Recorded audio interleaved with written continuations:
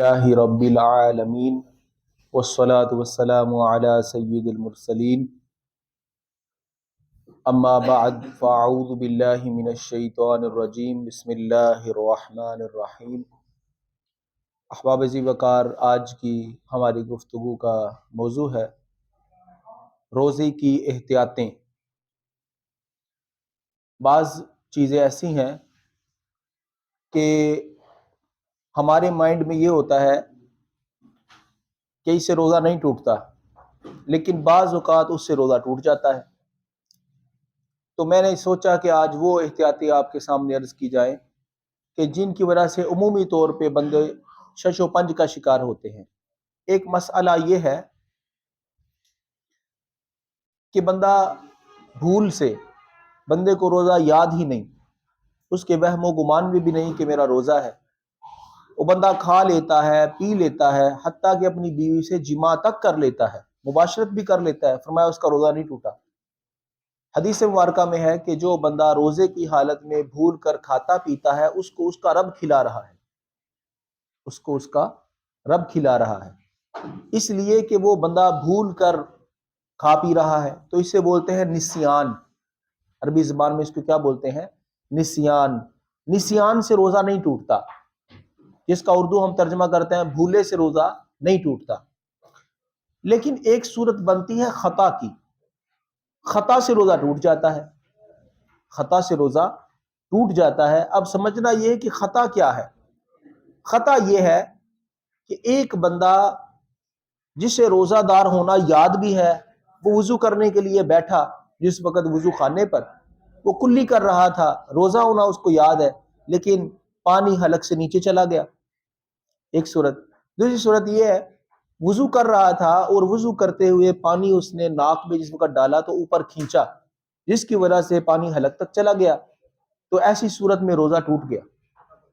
اس لیے کہ اس کو اپنا روزے دار ہونا تو یاد ہے، لیکن اس سے ایک قسم کی بے احتیاطی ہو گئی، اس کا جو مائنڈ تھا، ذہن تھا، وہ کسی اور طرف لگا ہوا تھا، جس کی وجہ سے اس نے بے احتیاطی کی اور پانی حلق سے نیچے چلا گیا، لہذا اس کا روزہ ٹوٹ گیا۔ عام طور پر ہمارے بندے یہ سمجھتے ہیں کہ وضو کے دوران اگر پانی غلطی سے خطا سے نیچے چلا جائے تو ایسی صورت میں روزہ نہیں ٹوٹتا۔ تو یہ مسئلہ خاص طور پر یاد رکھنے والا ہے کہ یہ نسیان نہیں ہے، یہ بھول نہیں ہے، یہ خطا ہے، کیونکہ بھول کی صورت میں تو روزہ ٹوٹتا ہی نہیں۔ بھول یہ ہوتی ہے کہ بندے کو روزے دار ہونا یاد ہی نہیں ہے، اور ادھر تو مسئلہ یہ تھا کہ اسے روزہ دار ہونا تو یاد تھا،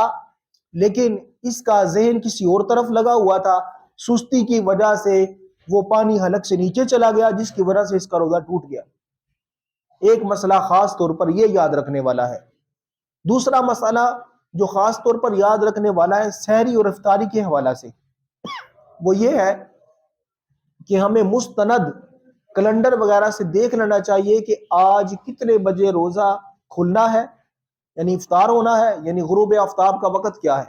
اور اسی طرح سحری کا وقت کس ٹائم ختم ہوتا ہے، یہ ہمیں معلوم ہونا چاہیے۔ اور اگر فقط ہم اسی بات پر رہے کہ جب گولا چھٹے گا یا جب جو ہے نا اسپیکر میں اعلان ہوگا تبھی جا کے ہم نے سحری ختم کرنی ہے، تو ایسی صورتوں میں بعض اوقات بے احتیاطی یہ ہوتی ہے، مسجد کا بعض اوقات اسپیکر خراب ہے، سحری کے وقت میں سائرن وغیرہ نہیں بجا، تو ایسی صورت میں آپ تو سحری کرتے رہیں گے کیونکہ آپ کو پتہ ہی نہیں ہے، لیکن بعد میں جب تھوڑی دیر گزرے گی تو آپ کہیں گے یار اپنا ٹائم بہت زیادہ ہو گیا، پتہ نہیں کیوں جو ہے نا وہ روزہ بند نہیں ہو رہا۔ تو ایسی صورت میں آپ کو چاہیے کہ سائرن کا اعتبار نہ کریں، سب سے بہتر جو اعتبار ہے آپ کے پاس جو گھڑی ہے آپ دیکھیں بھئی اتنے بجے جو ہے نا وہ سحری ختم ہو جانی ہے، لہذا اس سے پہلے آپ سب کچھ جو ہے نا وہ ریڈی کر لیں، اب میں نے کچھ کھانا پینا نہیں ہے۔ لہذا ہمارے بندے بے احتیاطی یہ کرتے ہیں کہ وہ اذان کے دوران بھی کھاتے پیتے رہتے ہیں، کہتے ہیں جی او ہجے دور پورا اذان کی آواز آ رہی ہے، لہذا جو ہے نا کوئی نہیں کل اپنا جو ہے نا وہ سحری کرتے رہو۔ تو یہ بات یاد رکھیں، جو اذان فجر ہے یہ سحری کا وقت ختم ہونے کے بعد دی جاتی ہے، سحری تو اس سے پہلے ختم ہو گئی تھی،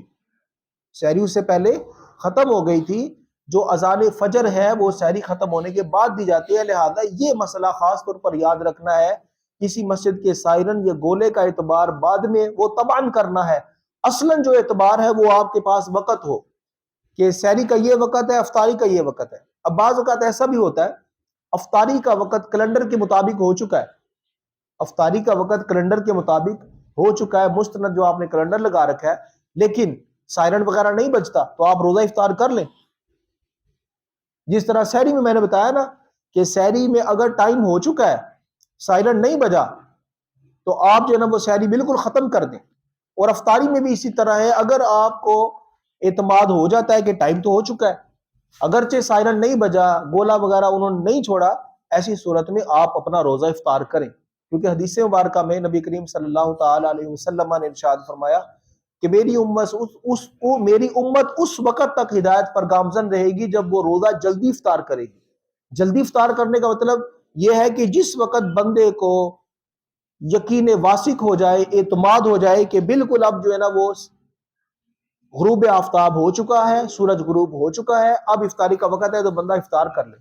یہ نہ سوچتا رہے نہیں ابھی جو ہے نا وہ تھوڑی دیر اور ٹھہر جاتا ہوں، مزید جو ہے نا میں احتیاط کر لیتا ہوں۔ احتیاط اس میں ہے کہ آپ کے پاس جو کیلنڈر موجود ہے اس کے مطابق آپ افطار کریں۔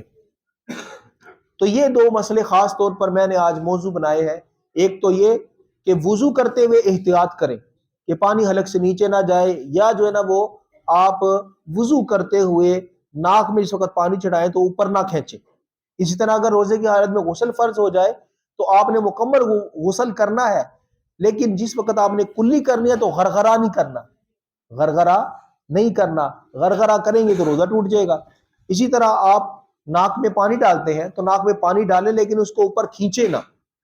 اوپر کھینچیں گے تو وہ پانی گلے میں جائے گا اور اس وجہ سے آپ کا روزہ ٹوٹ جائے گا۔ لہذا اگر روزے کی حالت میں کسی بندے پر کسی کو احتلام ہو جاتا ہے، غسل فرض ہو جاتا ہے، اس سے روزہ نہیں ٹوٹے گا، اس سے روزہ نہیں ٹوٹے گا۔ آپ جو ہے نا وہ غسل کریں اور اپنی نماز روزے کو جاری رکھیں۔ حتیٰ کہ ایک بندہ ایسا ہے جو سحری میں جس وقت اٹھا تو اس پہ غسل فرض تھا، اسے پتہ ہے کہ اگر میں جو ہے نا وہ غسل کرنے میں لگا تو سحری ختم ہو جائے گی، سحری کھانا بھی سنت ہے، تو اس کو چاہیے کہ سحری کھا لے، اسے چاہیے کہ سحری کھا لے، سحری کھانے کے بعد وہ غسل کر لے، یا کم از کم یہ کر لے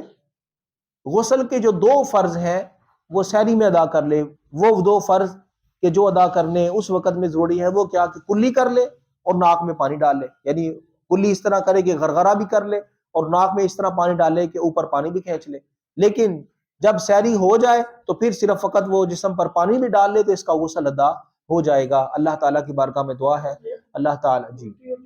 ہاں الٹی کا مسئلہ یاد رکھ لے۔ اگر کسی بندے کو الٹی خود بخود ہوتی ہے، بندہ خود الٹی نہیں کرتا، ایک یہ کہ جان بوجھ کر بندہ گلے میں انگلی ڈالے اور الٹی کرے، جان بوجھ کر الٹی کرنے کے مسائل اور ہیں، اور عام طور پر جو ہمارے ہاں مسئلہ پیدا ہوتا ہے وہ یہ ہے کہ ایک بندے کو روزے کی حالت میں خود بخود الٹی ہو گئی، تو خود بخود الٹی ہو اور کئی بالٹیاں بھی بھر جائیں پھر بھی روزہ نہیں ٹوٹے گا۔ جو الٹی آ رہی ہے آپ اس کو باہر نکال دیں، اس کو آپ واپس اندر نہ لے کر جائیں، کیونکہ اگر آپ اس الٹی کو اندر لے کر گئے تو اب روزہ ٹوٹ جائے گا۔ اگر الٹی آ رہی ہے تو اس الٹی کو باہر کر دیں۔ اور روزے کے بارے میں، انجیکشن کے بارے میں آپ نے پوچھا، تو انجیکشن کا مسئلہ یہ ہے کہ انجیکشن لگوانے سے روزہ نہیں ٹوٹتا، انجیکشن لگوانے سے روزہ نہیں ٹوٹتا۔ اللہ تعالیٰ کی بارگاہ میں دعا ہے اللہ تعالیٰ ہم سب کو عمل کرنے کی توفیق عطا فرمائے۔ تمام احباب ایک بار سورہ فاتحہ اور 3 بار قل اللہ شریف